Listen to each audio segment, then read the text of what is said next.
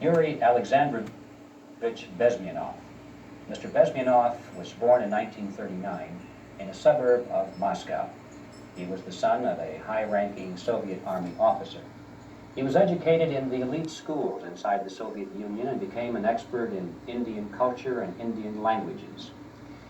He had an outstanding career with Novosti, which was and still is, I should say, the press arm or the press agency of the Soviet Union. It turns out that this is also a front for the KGB.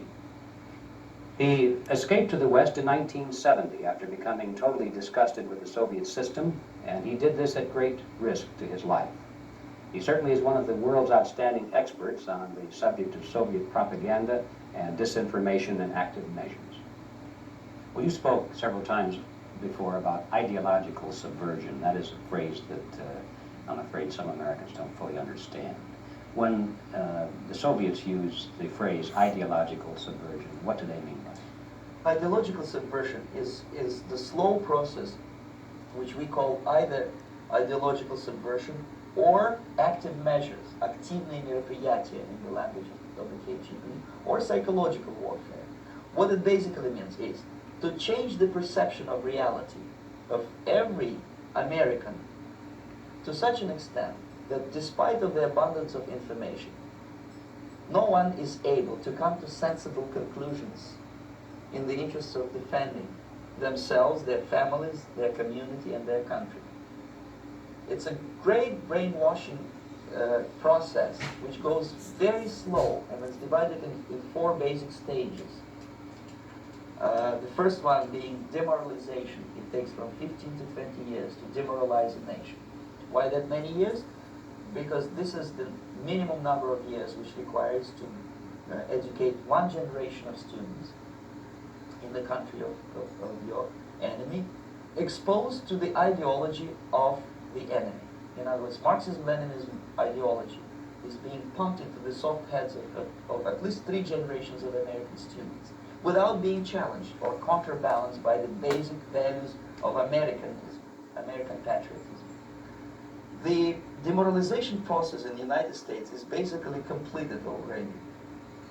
For the last 25 years, actually it's overfulfilled, because demoralization now reaches such areas where previously not even Comrade Andropov and all his experts would even dream of such a tremendous success. Most of it is done by Americans to Americans, thanks to lack of moral standards. As I mentioned before, exposure to true information does not matter anymore. A person who was demoralized is unable to assess true information. The facts tell nothing to him. Even if I shower him with information, with authentic proof, with documents, with pictures, even if I take him by force to the Soviet Union and show him concentration camp, he will refuse to believe it until he is going to receive a kick in his fat bottom.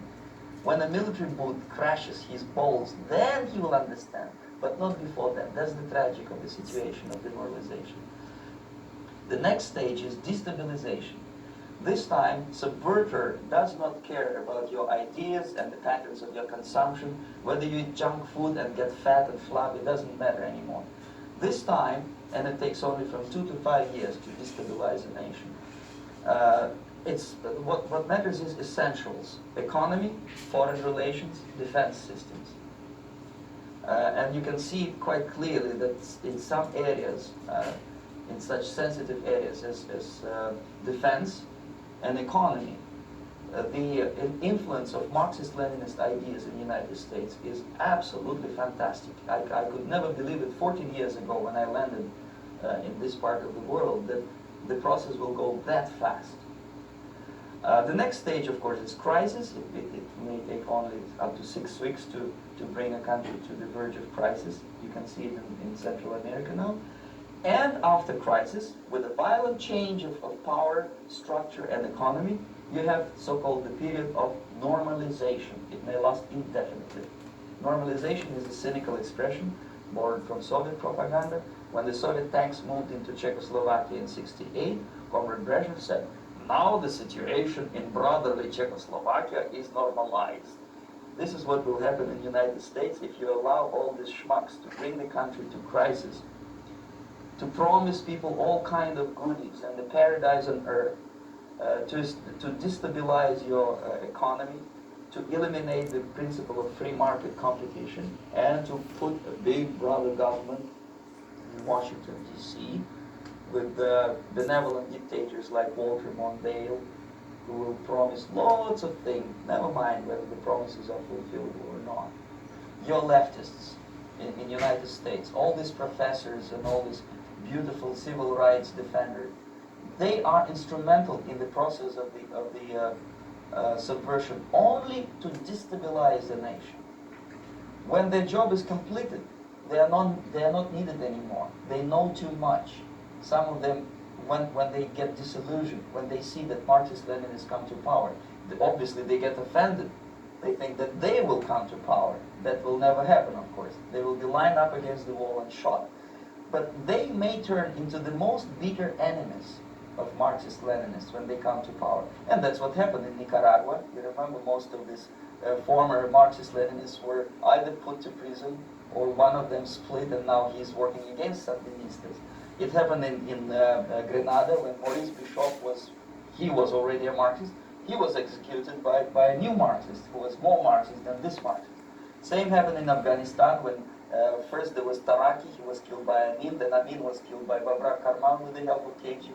Same happened in Bangladesh when Mujibur Rahman, very pro-Soviet leftist, was assassinated by his own Marxist-Leninist military comrades. It's the same pattern everywhere. The time bomb is ticking with every second. The disaster is coming closer and closer. Unlike myself, you will have nowhere to defect.